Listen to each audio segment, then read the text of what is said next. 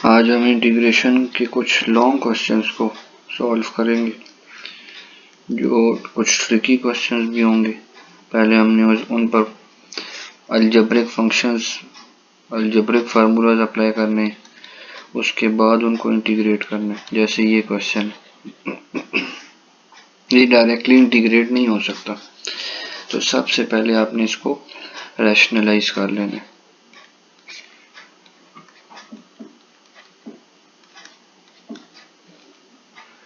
Sign change करके multiply और divide करते हैं, रैशनलाइजेशन इसको कहते हैं। तो √1 प्लस एक्स प्लस √x ऊपर, तो ये एज इट इज आ जाएगा क्योंकि एक ही फंक्शन है।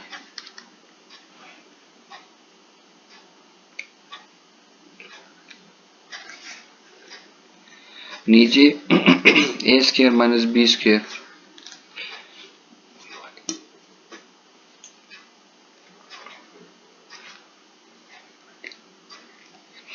a square minus B square, ये स्क्वायर और स्क्वायर रूट कैंसिल हो जाएगा। √1 plus x plus √x divided by this.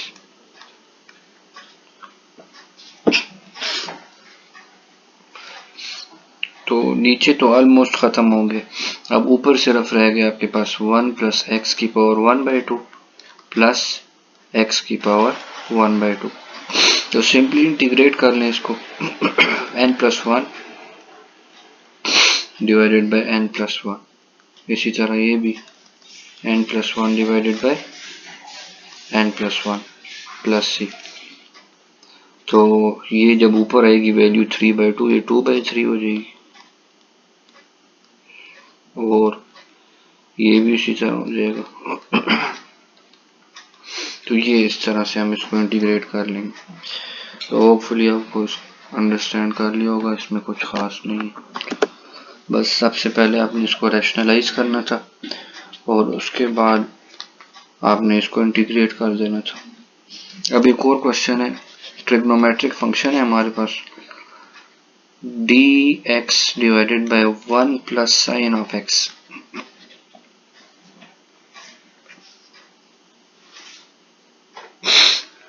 तो पहले इसको हम रैशनलाइज करेंगे उसी तरह, क्योंकि ये डायरेक्टली सॉल्व नहीं हो सकता, पॉसिबल नहीं है। क्यों? क्योंकि जब एक चीज 1 ओवर में और उसका आगे डेरिवेटिव मौजूद हो, सिर्फ तब वो ln में आ जाता है, इंटीग्रेट हो जाता है। लेकिन ये तो इंटीग्रेट हो ही नहीं सकता, पॉसिबल ही नहीं, क्योंकि ये डिनोमिनेटर के अंदर है। अगर ये फंक्शन न्यूमरेटर में होता तो ये बहुत इजीली सॉल्व हो जाता। इसलिए हम पहले इसको रैशनलाइज कर लेते हैं, साइन चेंज करके मल्टीप्लाई और डिवाइड कर लेते हैं।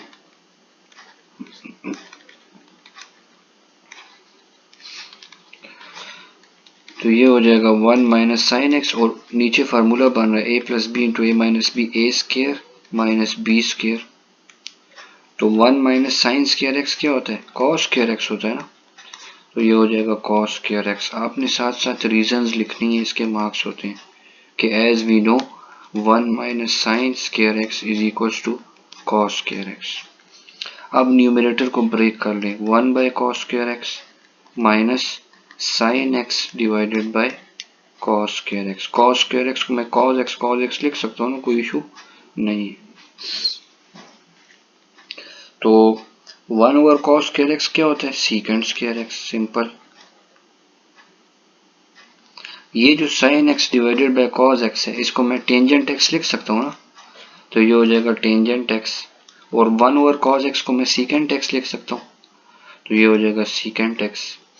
तो आपको पता है ये किस चीज का डेरिवेटिव है? टेंजेंट एक्स का ना, तो इसकी इंटीग्रेशन हो जाएगी टेंजेंट एक्स। और ये किस चीज का डेरिवेटिव है? सीकेंट एक्स का। सीकेंट एक्स का डेरिवेटिव क्या होता है? Secant x tangent x. तो इसकी इंटीग्रेशन हो जाएगी सीकेंट एक्स। तो इस तरह से आप इस क्वेश्चन को इंटीग्रेट कर लेंगे, कोई खास मसला नहीं है, बस सिंपली रैशनलाइज करना। एक और ट्रिकी क्वेश्चन है हमारे पास, कॉस स्क्वायर एक्स, इसको हमने इंटीग्रेट करना है। अब इसकी पावर एक तो 2 है और डेरिवेटिव भी मौजूद नहीं है, तो ये क्वेश्चन सॉल्व नहीं हो सकता इस तरह से।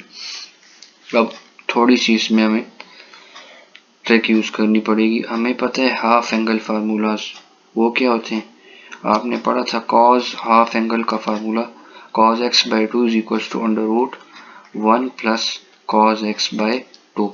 अगर मैं स्क्वेयरिंग बोथ साइड कर लूँ, ये आपने रफ में नहीं करना, साथ में लाइन लगा के नीट में करना है। तो जब स्क्वेयरिंग करूंगा cos square x divided by two, square root खत्म हो जाएगा ना,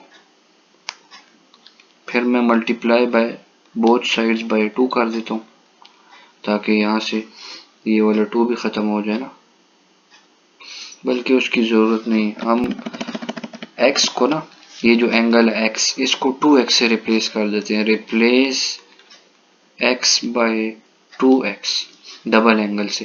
तो ये हो जाएगा cos square 2x by 2 is equal to 1 plus cos 2x divided by 2। ये जो 2 है इस 2 से कैंसिल हो जाएगा बिकॉज दोनों एंगल का हिस्सा है, they are the part of the angle.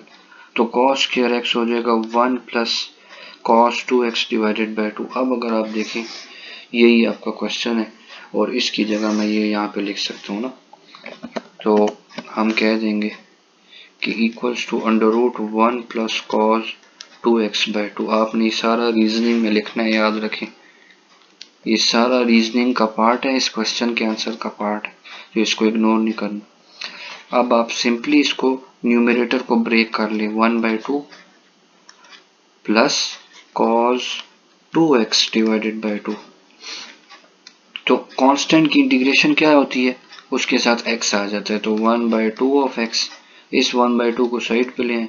cos 2x की इंटीग्रेशन क्या होगी, sin 2x, और एंगल का डेरिवेटिव डिवाइड हो जाएगा, 2x का डेरिवेटिव क्या होता है 2, तो ये हो जाएगा 1 by 2x plus sin 2x divided by 4 plus c। ये आपके पास इस क्वेश्चन का आंसर आ जाएगा। तो इस तरह से हम किसी फंक्शन को इंटीग्रेट कर सकते हैं।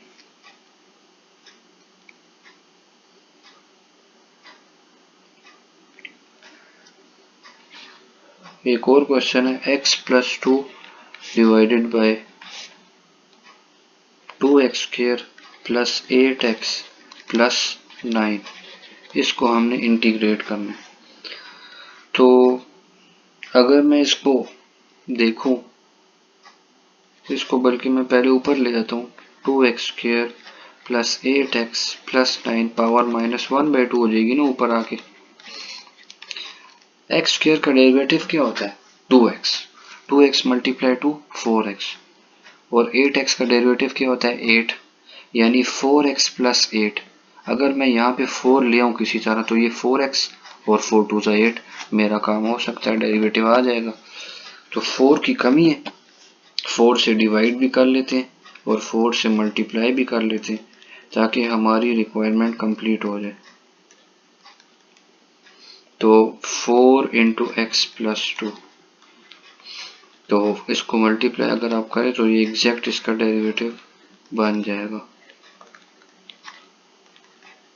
8 4x प्लस 8, 4x प्लस 8।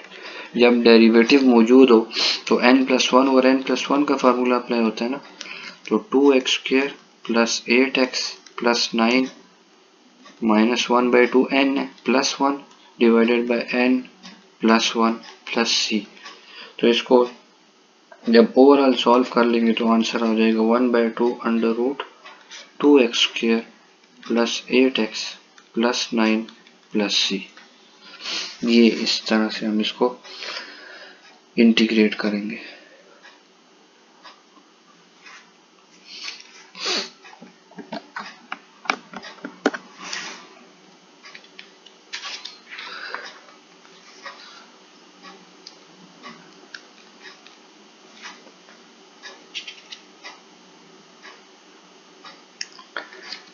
एक सिंपल सा क्वेश्चन है, शॉर्ट सा क्वेश्चन है लेकिन थोड़ा सा ट्रिकी है।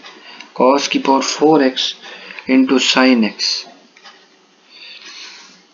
तो cos ऑफ x का डेरिवेटिव क्या होता है, ये sin 2x लग रहा है, ये sin x है।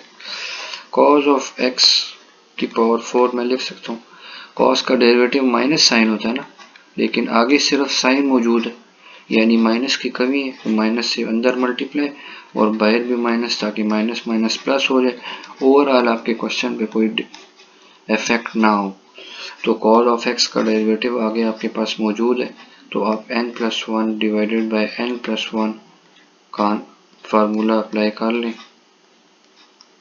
ये सॉल्व हो जाएगा। Minus cos of 5x divided by 5 plus c। इस तरह से ये क्वेश्चन भी इंटीग्रेट हो जाएगा।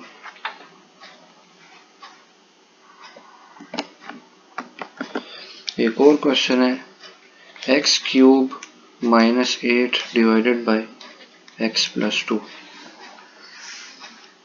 ये क्वेश्चन जो हम इस लेक्चर में कर रहे हैं ये लॉन्ग के पार्ट्स बन के आते हैं, तो हमारा फोकस आज लॉन्ग क्वेश्चंस पर।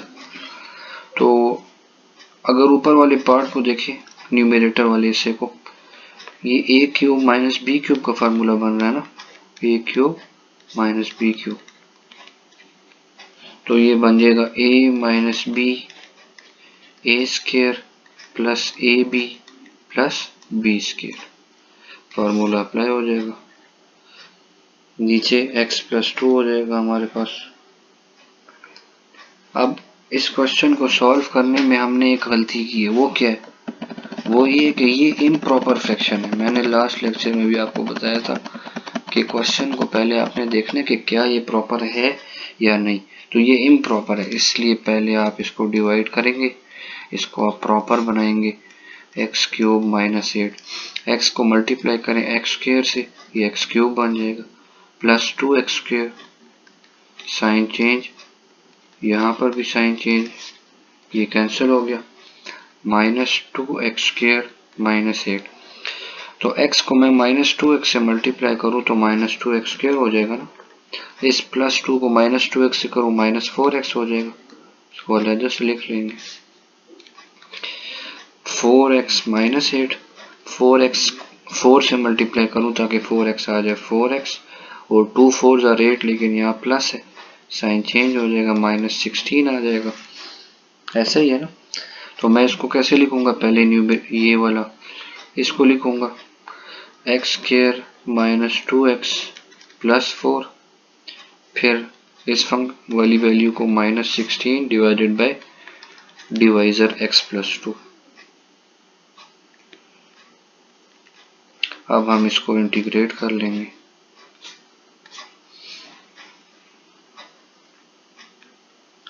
तो बहुत सिंपल है, अलग-अलग से सबको इंटीग्रेट कर लें, इसको भी, इसको भी, इसको भी